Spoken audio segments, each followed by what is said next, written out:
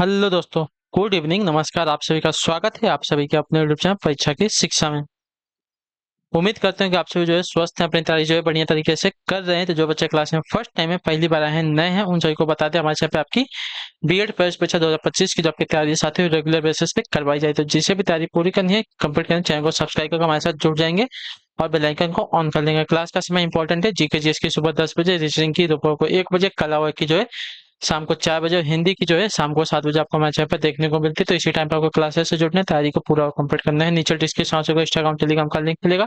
Instagram पर आप हमें फॉलो करेंगे, टेलीग्राम चैनल को ज्वाइन करेंगे। टेलीग्राम चैनल पर डेली बेसिस पर आपको क्लास का अपडेट मिल जाएगा। बाकी जो अपडेट है क्लास के रिगार्डिंग आपको टेलीग्राम चैनल के माध्यम से मिलेगा। तो आप लोग जो है इसको ज्वाइन करके रखेंगे। ठीक है, तो चलिए क्लास स्टार्ट करेंगे बिना किसी देरी के। ठीक है, चलिए क्लास स्टार्ट करते हैं। तो स्टार्ट करने से पहले देखिए, जिसने अभी तक क्लास को लाइक नहीं किया है, क्लास को लाइक करेंगे। जिसने अभी तक चैनल को सब्सक्राइब नहीं किया है, तो हमारे साथ जुड़ना है। आप सभी को अपनी तैयारी पूरी करनी है, तो चैनल को आपको सब्सक्राइब करके रखना पड़ेगा। ठीक है, देखिए अगर आपकी फ्री में तैयारी करवाई जा रही है, तो चैनल को सब्सक्राइब कर रखने में आपको कोई दिक्कत नहीं होनी चाहिए। ठीक है, और क्लास को जो हो सकता है अपने दोस्तों के साथ शेयर कर दीजिए। समास बताइए। भरपेट। भरपेट यानी कि भरपेट यानी कि समास विग्रह क्या हो जाएगा? पेट भर। ठीक है, भर पेट यानी कि पेट भर। यहाँ पे आपका अव्ययी भाव समास हो जाएगा। ऑप्शन नंबर ये आपका राइट आंसर होगा। ठीक है, क्लियर होगा इसके बारे में। अगला क्वेश्चन है 77 77 नंबर। बहुब्रीहि समास का उदाहरण कौन सा है? बताइए। बहुब्रीहि समास का उदाहरण कौन सा है? तो बहुब्रीहि समास का उदाहरण यहाँ पे हो जाएगा चतुर्भुज। ऑप्शन नंबर सी राइट हो जाएगा। ठीक है, बहुब्रीहि से वह जिनके चार भुजाएं हैं, अर्थात विष्णु भगवान की यहाँ पे बात हो रही है। तो यहाँ पे आपका बहुब्रीहि समास हो जाएगा। ठीक है, क्लियर होगा इसके बारे में। पंचवटी द्विगु समास है। ठीक है, चरण क्रम में आपका कर्मधारय समास हो जाएगा। करोड़पति में आप लोग तत्पुरुष समास हो जाएगा। ठीक है, 78 नंबर। चलिए बताइए राइट आंसर क्या हो जाएगा 78 पे। निम्न शब्द के लिए उपयुक्त समास का चयन कीजिए। ठीक है, सुख दुख।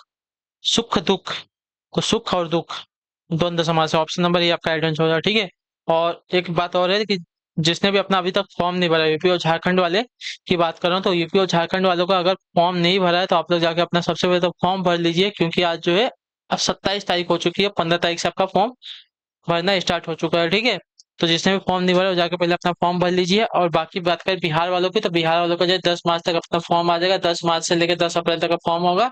और 15 से 25 मई तक जो है आपका एग्जाम हो जाएगा बिहार वालों का। ठीक है, चलिए क्लास स्टार्ट करेंगे। वापस है आपका 79 भारत में उद्योग ने जिस गति से विकास किया है वह क्या है? उचित विकल्प से दिए गए वाक्यों में रिक्त स्थान की पूर्ति कीजिए। तो इसका राइट आंसर हो जाएगा साथियों प्रशंसनीय। ठीक है, option number D right answer हो जाएगा। ठीक है, क्लियर सही को। भारत ने उद्योग में जिस गति से विकास किया है वह क्या है? प्रशंसनीय। ठीक है, क्लियर है। तो वाक्य में रिक्त स्थान में प्रशंसनीय शब्द आएगा, जो कि एक संज्ञा है। प्रशंसनीय का अर्थ होता है प्रशंसा के योग्य। ठीक है, चलिए अगले क्वेश्चन की तरफ बढ़ेंगे। आपका है निर्देश। प्रश्न संख्या 80 से 82 तक के लिए शुद्ध वाक्य का चयन करना है। चलिए, इन 10 वर्षों में देश ने काफी प्रगति की है। पहला वाला वाक्य आपका शुद्ध हो जाएगा। ठीक है, क्लियर सभी को। इस इस नहीं होगा, इसमें आपका सर्वनाम संबंधी अशुद्धि हो जाएगी। ठीक है, यहाँ पे इस जो दिया गया है आपका गलत है। इधर भी आपका गलत होगा। इन 10 वर्षों में देश ने काफी प्रगति करना है। प्रगति करना है नहीं है, प्रगति की है होगा। ठीक है, अगला क्वेश्चन 81। क्या दिया गया है 81? ध्यान से देखिए। वह टका सा जवाब देता है। वह टका सा जवाब देता है। आपका वाक्य जो दिया गया है शुद्ध है। ठीक है, वह टका सा जवाब देता है वाला वाक्य आपका शुद्ध है। वह टका सा उत्तर देता है गलत है। वह टका सा प्रश्न करता है भी गलत हो जाएगा। ठीक है, और टका सा जवाब देता है आपका सही वाक्य है। टका सा जवाब मुहावरा होता है जिसका अर्थ होता है स्पष्ट। ठीक है, टका सा का क्या होता है? अर्थ स्पष्ट होता है। अगला क्वेश्चन आपका 82 82 नंबर है। चलिए, तमाम देश भर में बात फैल गई गलत हो जाएगा। तमाम पहले दे दिया, देश भर में बात फैल गई आपका क्या हो जाएगा? शुद्ध वाक्य हो जाएगा। ठीक है, देश भर में बात फैल गई आपका सही वाक्य है। ठीक है, अन्य शब्दों में देश भर शब्द के साथ संपूर्ण, तमाम, पूरे, देश दिए हुए हैं, जो कि गलत है। ठीक है, देश भर यानी कि देश भर बोल दिया, यानी कि पूरे देश की बात हो गई, तो तमाम देश क्या होगा, पूरा देश भी गलत है, संपूर्ण देश भी आपका गलत हो जाएगा। ठीक है, अगला क्वेश्चन है आपका 83। अर्थ के आधार पर वाक्य के कुल कितने भेद होते हैं, तो आपका राइट आंसर हो जाएगा 8। कौन कौन से होते हैं देखिए, चाहिए तो आप लोग नोट कीजिए, लिखते हुए जाएंगे। विधिवाचक, निषेधवाचक, आज्ञावाचक, प्रश्नवाचक, विस्मयवाचक, संदेहवाचक, इच्छावाचक, संकेतवाचक। ये आपके 8 प्रकार के कुल क्या होते हैं, वाक्य के भेद होते हैं अर्थ के आधार पर। क्लियर है सभी को? चलिए अगला क्वेश्चन आपका 84, 84 नंबर। निम्न शब्द का प्रयोज्य शब्द बताइए। देवता, देवता का क्या हो जाएगा प्रयोज्य शब्द, तो देवता का प्रयोज्य शब्द आपका हो जाएगा यहाँ पे अमर। ऑप्शन नंबर डी राइट हो जाएगा। ठीक है, क्लियर सभी को? अमर, देव, सूर्य, निर्जर, आदित्य, ये सभी आपके क्या है, देवता, निम्न देवता के प्रयोज्य शब्द है। ठीक है, अगला है आपका 85, 85 नंबर।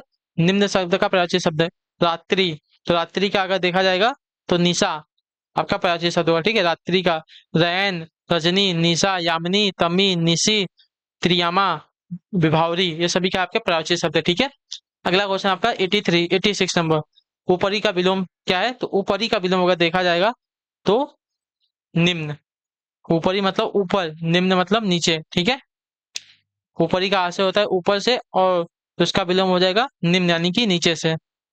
अगला क्वेश्चन है आपका अभिसरण का विलोम क्या होगा, तो अभिसरण का विलोम आपका देखा जाएगा साथियों, तो आपका अपसरण होगा, अपसरण। Option number A right answer हो जाएगा। ठीक है, अभिसरण शब्द का अर्थ होता है सम्मुख, गमन, अभिगमन आदि होता है। ठीक है, तो इसका विलोम आपका अपसरण होगा। अगले क्वेश्चन की तरफ बढ़ेंगे 88, 88 नंबर है। आयु में बड़ा व्यक्ति के लिए एक शब्द क्या हो जाएगा, तो आयु में बड़ा व्यक्ति के लिए अगर एक शब्द देखा जाएगा साथियों, तो आपका हो जाएगा ज्येष्ठ। ठीक है, ऑप्शन नंबर सी राइट होगा। ठीक, क्लियर है? वह आदि के विचार से औरों की अपेक्षा छोटा जो होता है उसको कनिष्ठ कहते हैं। जो महान हो उसको पूजनीय कहेंगे, जो महान हो या पूजनीय हो उसको वरिष्ठ होगा। ठीक है, अगला क्वेश्चन आपका है 89। अंडे से उत्पन्न होने वाले के लिए क्या हो जाता है, तो अंडे से जो उत्पन्न होता है उसको कहा जाता है साथियों अंडज। ऑप्शन नंबर ये आपका राइट होगा। ठीक है, जो अंडे से उत्पन्न होता है उसको अंडज कहते हैं। पसीने से जो उत्पन्न होता है उसको द्विज कहते हैं। ठीक है, नहीं, जो पसीने से उसको उत्पन्न होता है उसको स्वदेश कहते हैं। जो दोबारा जन्म लेता है उसको द्विज कहते हैं। और पिंडज, जो जिसका जन्म पिंड से होता है उसको पिंडज कहते हैं। ठीक है, अपना उल्लू सीधा करना मुहावरे का सही अर्थ क्या हो जाएगा, तो अपना उल्लू सीधा करना मुहावरे का अर्थ हो जाएगा तो अपना काम निकालना। तो ऑप्शन नंबर सी आपका यहाँ पे राइट आंसर होगा। ठीक है, क्लियर सभी को? अपना काम सीधा करना, अपना उल्लू सीधा करना, अपना काम निकालना हो जाएगा। क्लियर है? चलिए अगले क्वेश्चन की तरफ बढ़ेंगे 91। बहती गंगा में हाथ धोने का सही अर्थ क्या हो जाएगा, तो बहती गंगा में हाथ धोने का अर्थ हो जाएगा साथियों अवसर का लाभ उठाना। ठीक है, ऑप्शन नंबर टी आपका राइट आंसर हो जाएगा। ठीक है, कुछ लोग अपने फायदे के लिए बहती गंगा में हाथ धोना बखूबी जानते हैं, यानी कि अवसर का लाभ उठाना बखूबी जानते हैं। ठीक है, 92। दूध का दूध पानी का पानी का अर्थ क्या है, तो दूध का दूध पानी का पानी का अर्थ है साथियों निरपेक्ष न्याय करना। ऑप्शन नंबर सी आपका राइट आंसर होगा। ठीक है, दूध का दूध पानी का पानी यानी कि निरपेक्ष न्याय करना। क्लियर सभी को? तो जो ऑप्शन नंबर सी दिया गया आपका राइट आंसर हो जाएगा। पूरा केस सुनने के बाद न्यायाधीश ने दूध का दूध और पानी का पानी कर दिया। ठीक है, चलिए 93। नमक हलाल होने का अर्थ क्या है,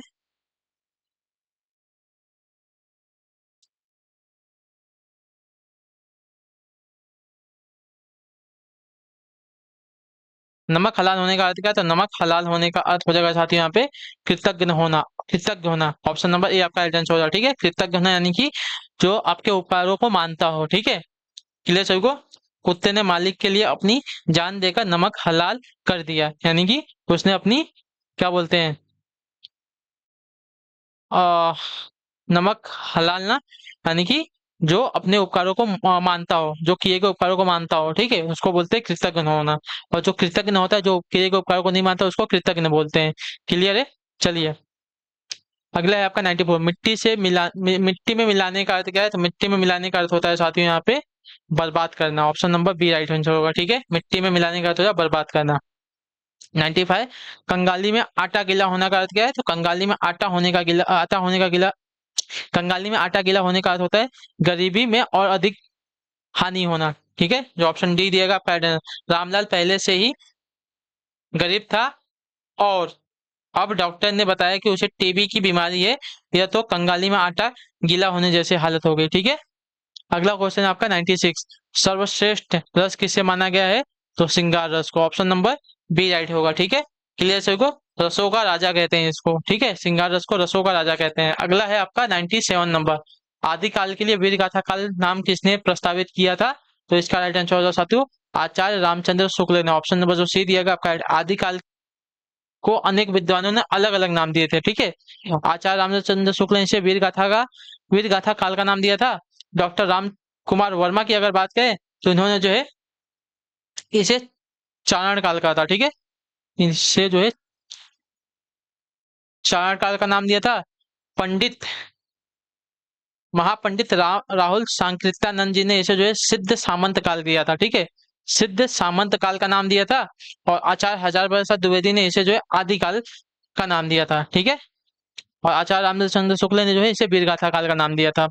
अगला आपका 98 नंबर, रामचरितमानस की भाषा क्या है? तो रामचरितमानस की भाषा की अगर बात करें तो आपकी अवधि। Option number A right answer है। ठीक है, रामचरितमानस हिंदी का सर्वाधिक लोकप्रिय ग्रंथ है। यह जो है श्री राम के संपूर्ण जीवन चरित्र पर आधारित है। इसको जो है सन 1574 ईस्वी में गोस्वामी तुलसीदास जी ने अवधि भाषा में लिखा था। ठीक है, क्लियर है? अगला आपका 99, आनंद कादम्बनी के संस्थापक कौन है? तो इसका राइट आंसर हो जाएगा Badri Narayan Chaudhary Premghan. Option number C right हो जाएगा। ठीक है, क्लियर सभी को? आनंद कादम्बनी के संस्थापक आपके बद्री नारायण चौधरी प्रेमघन थे। क्लियर है?